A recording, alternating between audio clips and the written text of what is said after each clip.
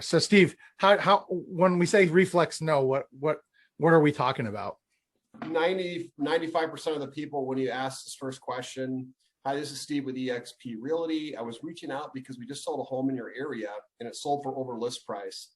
You know, the great news is we're working with several buyers who missed out on that house. And I was wondering, when were you planning on selling? I'm not selling. So that's a reflex no, or no. You know, yes, usually they're just going to say no or something like that. So no, I can appreciate that. Or never, right there, never.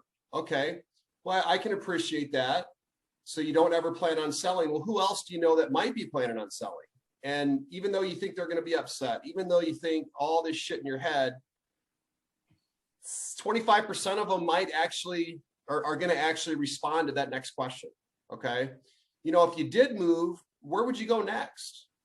You'll be surprised how many people will say no to the first question, and then you keep talking. I'd say 25% of them will continue talking. So the key to being successful at this is not just asking the first question, because 90% of the time, 95% of the time, you're going to get a reflex no. The key of the whole thing is to overcome that with one or two more questions. That's when you're going to open up conversation. That's when you're going to build rapport. That's when you're going to find out if they really know anybody or if they are really going to sell in the near future. And the nice thing about that is it's a mindset thing that really works on every single script, right? No matter what script it is, we're going to throw a expired script at you. You got to get past the reflex no's. And so just ask the next question on the script, period, regardless of who you're talking to or whatever the scenario is.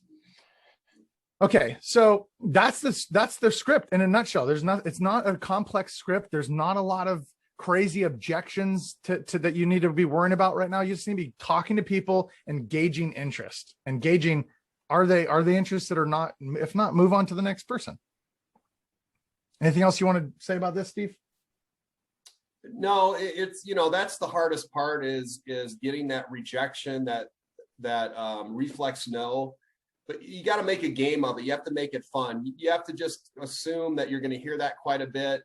And, you know, I hear it, and just the fact that I know I'm going to have to say something afterwards, sometimes I just kind of giggle, you know, it's like, okay, you know, because a lot of people say, I'm going to stay here until they have to take me out in a pine box. I hear that all the time. And I just laugh and I say, I don't blame you. You live in a great neighborhood and we have a lot of people wanting to move in there. So I was curious, who else might you know that could be selling in the near future in the neighborhood?